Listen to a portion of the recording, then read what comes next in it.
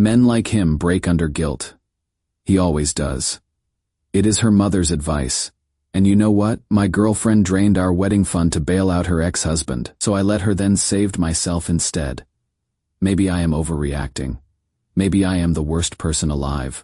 But I had to do something before I lost everything. I have been staring at my laptop screen for 2 hours trying to figure out how to even start this. Because part of me still does not believe this is real. My name is Rowan. I am 33.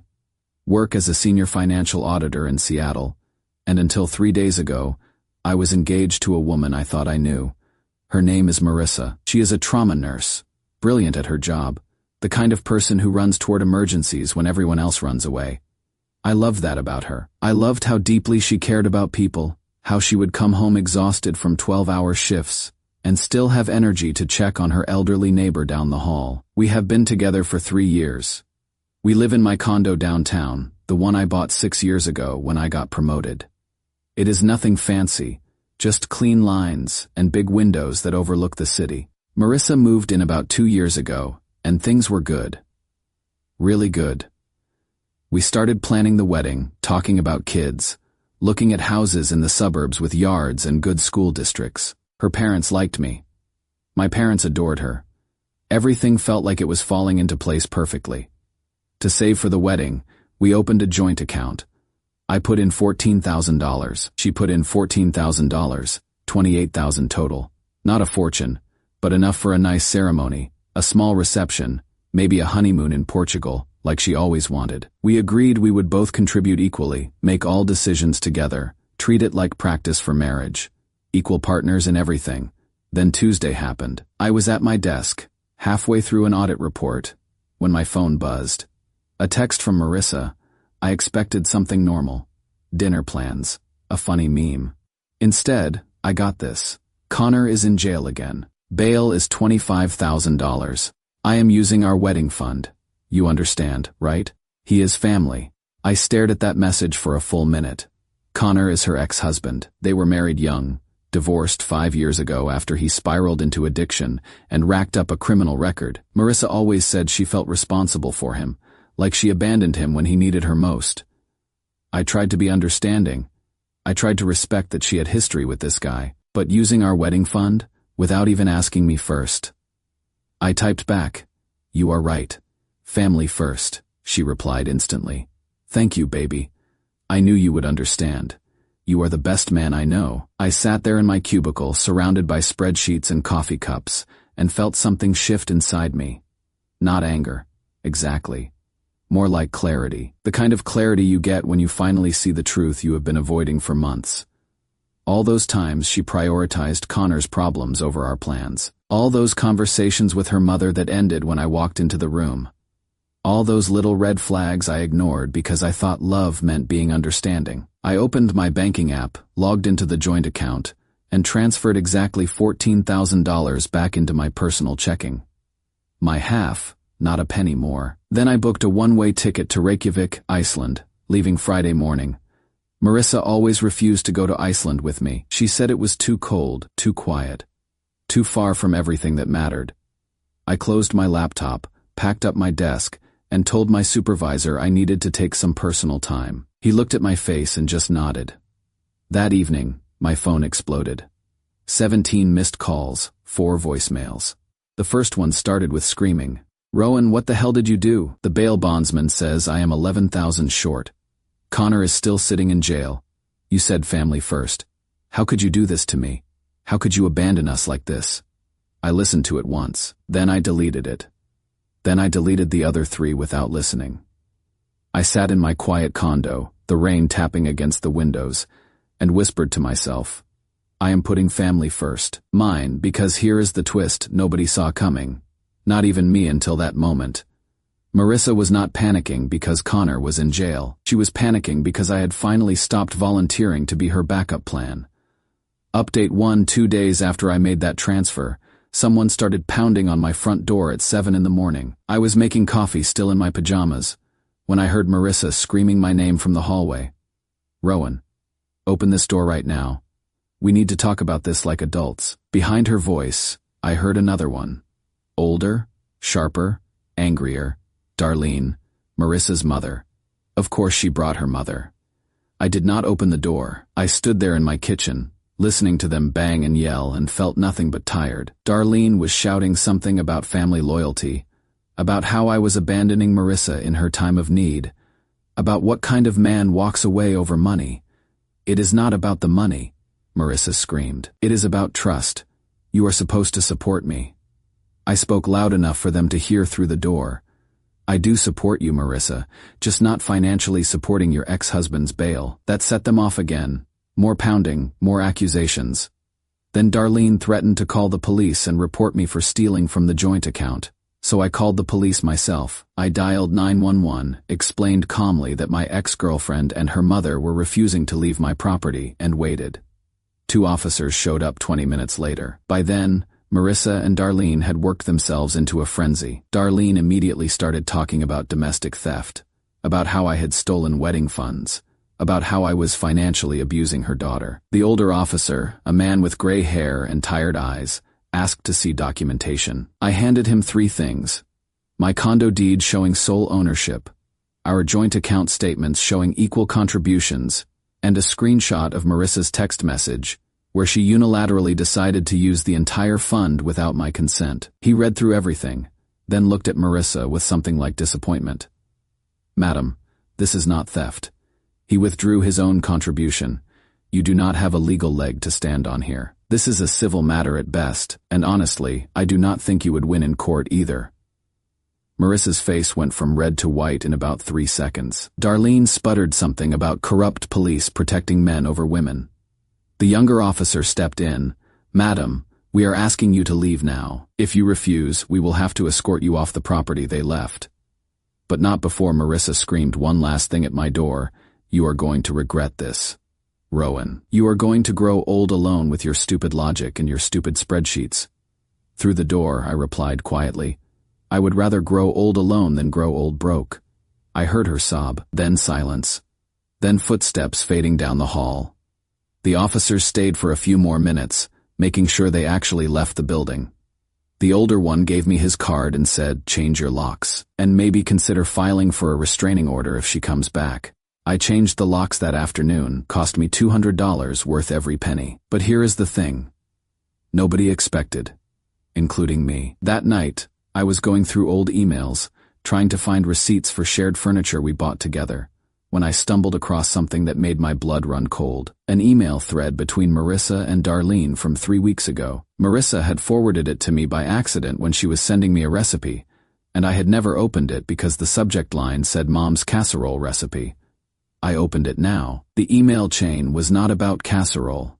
It was about Connor, about how he needed money, about how Marissa did not have enough saved. And then, buried in the thread, was this message from Darlene to Marissa. Just tell Rowan it is an emergency. He is too moral to say no. Men like him break under guilt. If he hesitates, tell him Connor might die in jail or something. He will cave. He always does. Marissa's response, you are right. I will handle it. Rowan is predictable. I sat there staring at my laptop screen, hands shaking, realizing that the woman I almost married had been planning to manipulate me for weeks. This was not a panicked decision. This was premeditated. I forwarded the entire email chain to my personal account. Then I forwarded it to my lawyer, Daniel Rivers, who also happens to be my best friend from college. He called me 5 minutes later. Rowan, please tell me you are seeing what I am seeing. Yeah, I said. I am seeing it. This is evidence of conspiracy to commit fraud. At minimum, it is evidence of financial manipulation. If she tries to sue you, this destroys her case before it even starts. She is going to sue me, Daniel. I can feel it. He was quiet for a moment. Then he said, let her. We will be ready. Update 2 here is what happened next. About a month after I pulled my money from the wedding fund, I received a certified letter at my office. Inside was a summons. Marissa, represented by her mother's lawyer, was suing me for $14,000 in stolen funds, $3,000 in emotional damages, and $2,000 for shared property loss. My coworker, a guy named Brian who sits 2 cubicles over, saw me open it and asked if I was okay. I just handed him the letter and watched his face cycle through confusion, disbelief, and then anger. "This is insane," Brian said. "She cannot actually win this. Right? She cannot," I said. "But she can try, and trying costs me time and money." Daniel, my lawyer, was less calm when I forwarded him the summons. "They are insane. They are genuinely insane. Do they not realize you have that email? Do they not realize this makes them look worse?" "Apparently not," I said. We spent the next few weeks preparing for court. Daniel filed a motion for discovery, which meant Marissa had to provide bank statements, text messages, and any correspondence related to the wedding fund. She fought it. Her lawyer tried to claim emotional distress, tried to limit what we could access. The judge shut that down fast. When the discovery documents came through, we found something even more damning than the original email. Marissa had wired $9,000 to Connor's lawyer 2 full days before she sent me that emergency text about bail. She already had access to money. She already knew how much bail was. The whole guilt trip, the whole you understand, right? Text was theater. She was always planning to take the full $28,000. My $14,000 was just the bonus round. Daniel printed everything out, organized it into a black binder with color-coded tabs, and walked me through our strategy. "We are not just defending you," he said. "We are putting her manipulation on trial." The court date was set for a rainy Thursday morning. I wore a gray suit, no tie, kept my face neutral. Marissa showed up in a conservative dress, her mother beside her, both of them looking like I had personally ruined their lives. The hearing started with Marissa's lawyer making his case. He painted me as a cold, financially abusive partner who abandoned his girlfriend in her time of crisis, who stole shared funds out of spite, who refused to support her family. He used words like callous and heartless and emotionally unavailable.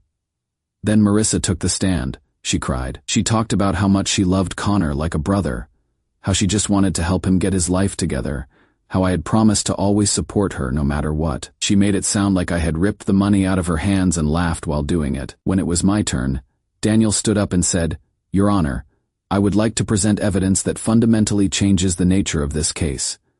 He handed the judge a copy of our discovery file, bank statements showing Marissa's wire transfer 2 days before the text, screenshots of the email chain between her and her mother discussing how to manipulate me, text messages from Darlene coaching Marissa on what to say.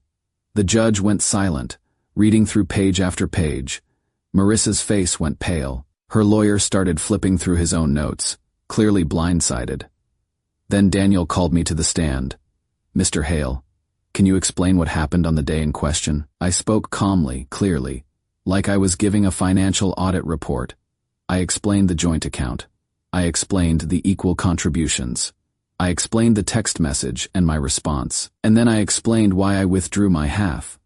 I realized, I said, that Marissa did not see me as a partner.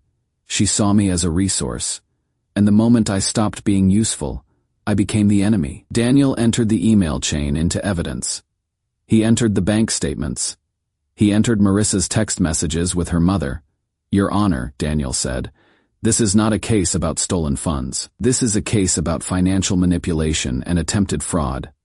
Miss Keene planned this for weeks. She already had the money she needed. She wanted more. And when Mr. Hale refused to be her personal ATM, she tried to punish him through the legal system." The judge looked at Marissa. "Miss Keene, did you wire $9,000 to Mr. Wade's attorney before texting Mr. Hale about the bail?" Marissa stammered. Yes. But that was different. I was just trying to help. Help with money you did not have yet."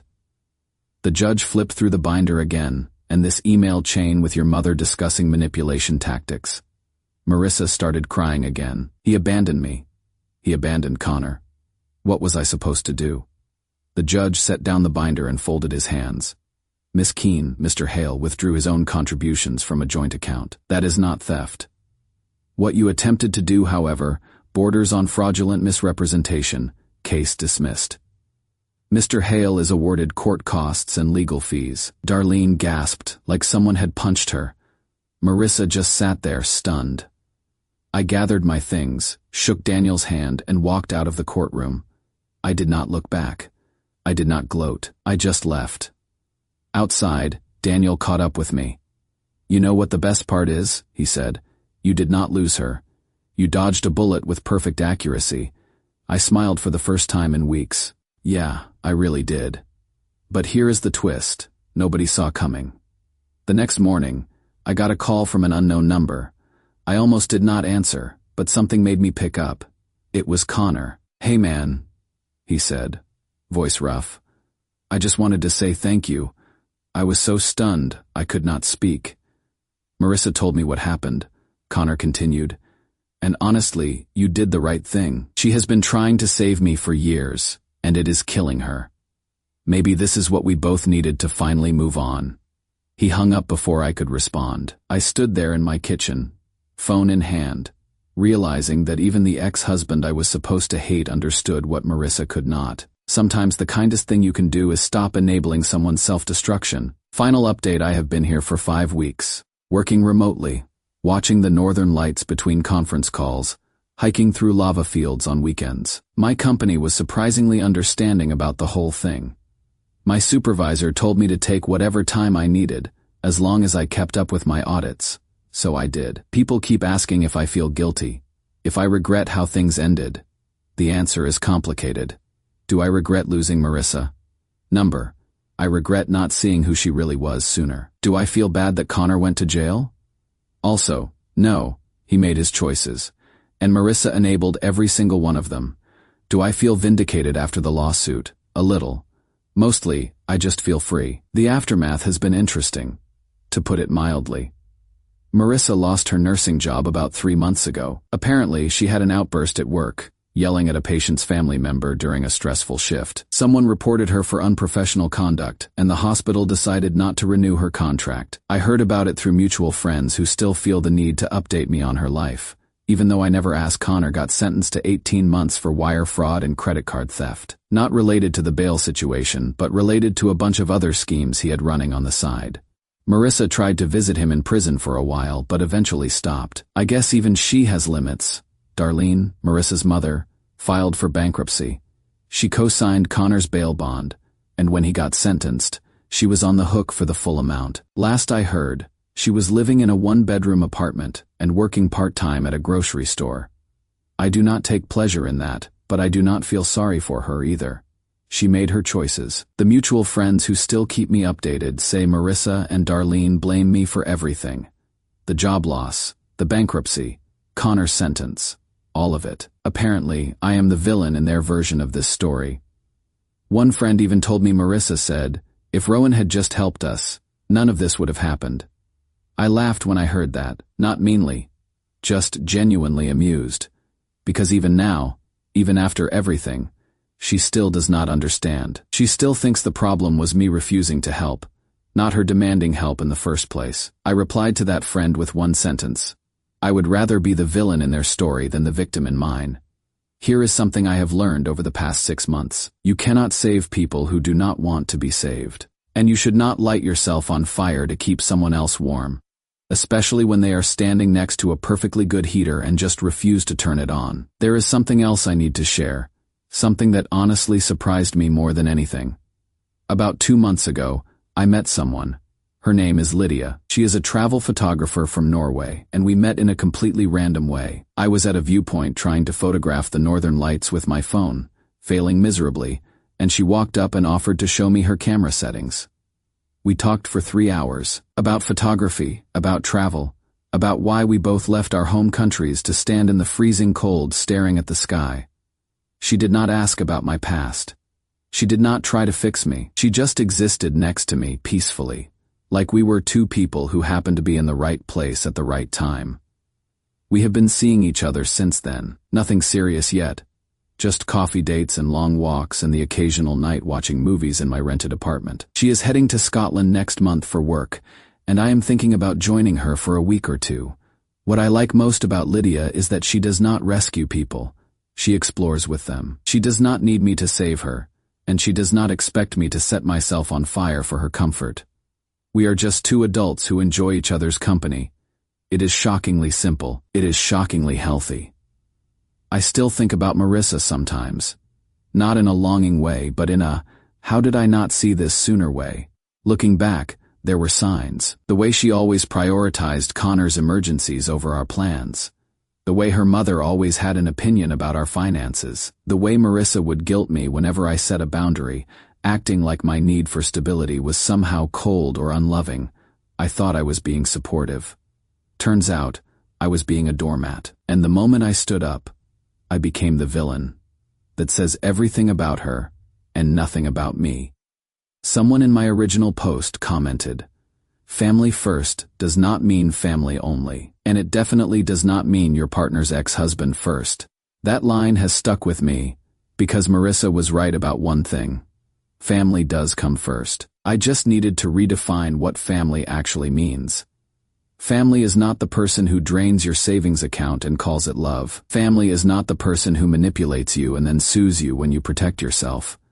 Family is not the person who prioritizes everyone else's chaos over your peace. Family is the person who protects your peace, not the one who constantly disrupts it. I do not know what the future holds. Maybe Lydia and I will fizzle out after a few months. Maybe I will move back to Seattle and start over. Maybe I will stay in Iceland and become one of those expats who writes pretentious blog posts about finding themselves in the Arctic.